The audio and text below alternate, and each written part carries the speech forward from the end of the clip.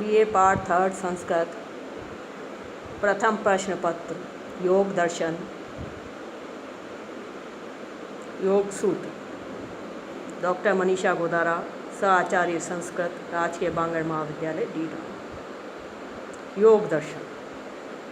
योग का अर्थ है मिलना, जुड़ना, संयुक्त होना आदि। जिस विधि से साधक अपने प्रकृति जन्य विकारों को त्याग कर अपनी आत्मा के साथ संयुक्त होता है वही योग है। पतंजलि चित्त की वृत्तियों के निरोध को ही योग कहते हैं, क्योंकि इनके पूर्ण निरोध से आत्मा अपने स्वरूप में स्थित हो जाती है। इस निरोध के लिए वे अष्टांग योग का मार्ग बताते हैं। नियम, आसन, प्राणायाम, प्रत्याहार, धारणा, ध्यान और समाधि ये योग के 8 अंग हैं। योग का मार्ग निरापद है, इसलिए इसे अनुशासन कहा जाता है, जो परंपरागत तथा अनादि है।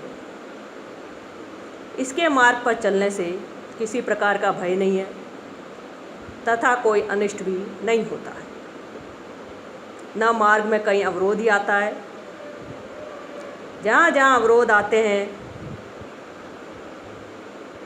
उनका योग सूत्र में स्थान स्थान पर वर्णन कर दिया है, जिससे साधक इनसे बचता हुआ अपने गंतव्य तक पहुँच सकता है। योग की मान्यता अनुसार प्रकृति तथा पुरुष अर्थात चेतन आत्मा दो भिन्न तत्व हैं जो अनादि हैं। इन दोनों के संयोग से ही इस समस्त जड़ चेतनमय सृष्टि का निर्माण हुआ है। प्रकृति जड़ है। जब चेतन पुरुष का संयोग होता है तब इसमें हलचल होती है। यह प्रकृति दृश्य है तथा पुरुष दृष्टा है। इस सृष्टि में सर्वत्र प्रकृति दिखाई देती है तथा पुरुष कहीं दिखाई नहीं देता, किंतु प्रकृति का यह संपूर्ण कार्य उस पुरुष तत्व की प्रधानता से ही हो रहा है। ये दोनों इस प्रकार संयुक्त हो गए हैं कि इन्हें अलग अलग पहचानना कठिन है। इसका कारण अविद्या है। पुरुष सर्वज्ञ है तथा प्रकृति के हर कण में व्याप्त होने से वह सर्वव्यापी भी है। जीव भी इन दोनों के ही संयोग का परिणाम है। उस पुरुष को शरीर में आत्मा तथा सृष्टि में विश्वात्मा कहा जाता है। पतंजलि रचित योग सूत्र के व्यास भाष्य के अनुसार समाधिपाद का प्रथम सूत्र है अथ योगानुशासनम। अब परंपरागत योग विषय शास्त्र आरंभ करते हैं।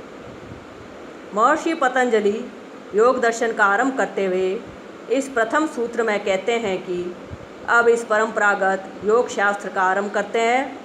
यह शास्त्र एक अनुशासन है जिससे चित्त की वृत्तियों का निरोध होता है एवं मनुष्य अपने आत्म स्वरूप में स्थित हो जाता है। सूत्र 2 योगश्चित्त वृत्ति निरोधः। चित्त की वृत्तियों का सर्वथा रुक जाना निरोध ही योग है। इस सूत्र में कहा गया है कि चित्त की वृत्तियों का सर्वथा रुक जाना योग है। योग संकल्प की साधना है। यह अपनी इंद्रियों को वश में कर चेतन आत्मा से संयुक्त होने का विज्ञान है। यह एक अनुशासन है। मनुष्य के शरीर, इंद्रियां, मन आदि को पूर्ण अनुशासित करने वाला विज्ञान है। चित्त वासनाओं का पुंज है। अनेक जन्मों के कर्म संस्कार इसमें विद्यमान है, जिससे हमेशा इसमें वासना की तरंगें उठती रहती हैं। चैतन्य आत्मा इससे परे है। जब तक महासमुद्र में तरंगें उठती रहती हैं, तब तक चंद्रमा का बिंब उसमें स्पष्ट दिखाई नहीं देता। इसी प्रकार चित्त में वासना की तरंगों के निरंतर उठते रहने से आत्म ज्योति का बोध नहीं होता, अर्थात योग नहीं होता।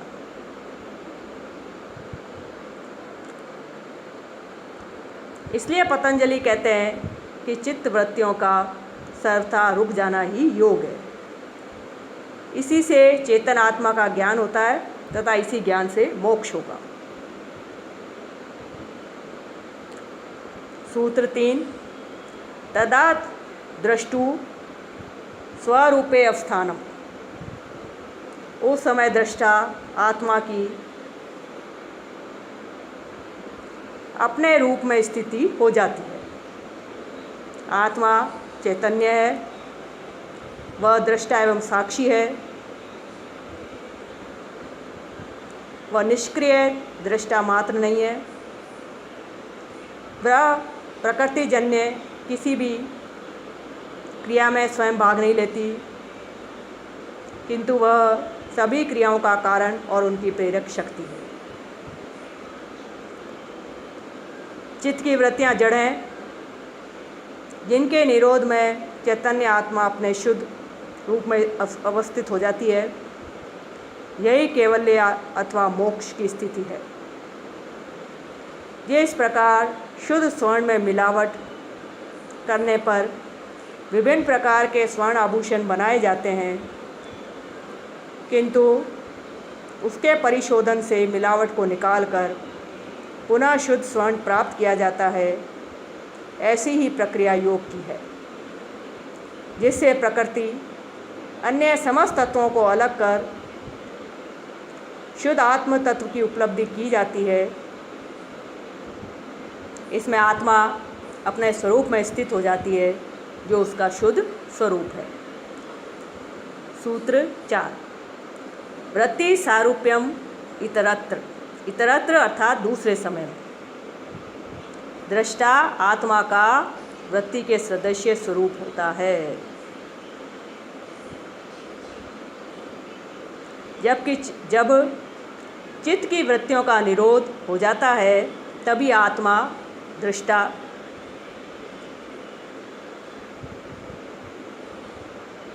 की अपने स्वरूप में स्थिति होती है। किंतु अन्य समय में जब तक उस आत्मा का संयोग अपनी वृत्तियों के साथ रहता है, उसका स्वरूप वृत्तियों के सदृश होता है। यह आत्मा वृत्तियों के साथ मिलकर वृत्तियों के समान ही अन्य वस्तुओं को देखती है, किंतु स्वयं को नहीं देख सकती। इसे निज स्वरूप का ज्ञान नहीं होता, किंतु जब वृत्तियाँ रुक जाती हैं तभी इसे अपने स्वरूप का ज्ञान होता है। इससे पूर्व नहीं।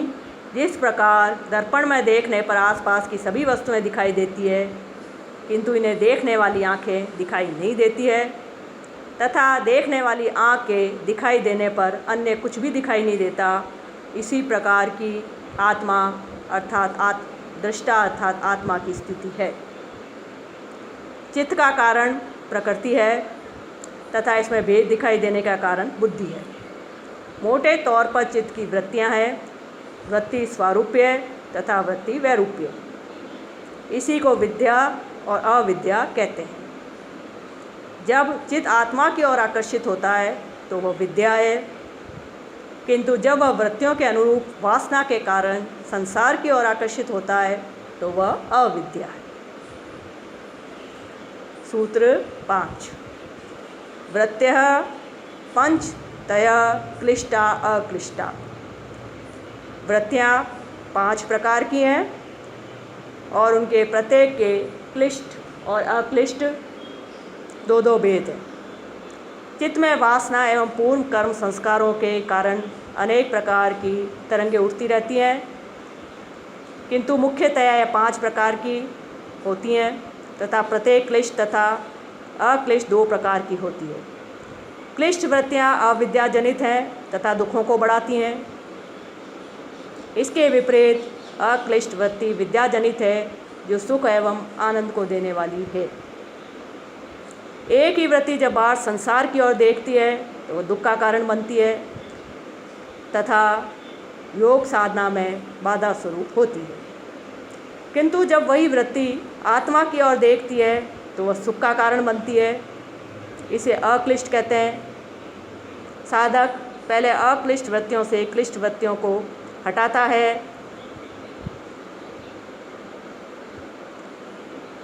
फिर उन अक्लिष्ट वृत्तियों का निरोध भी करता है, जिससे योग सिद्ध होता है।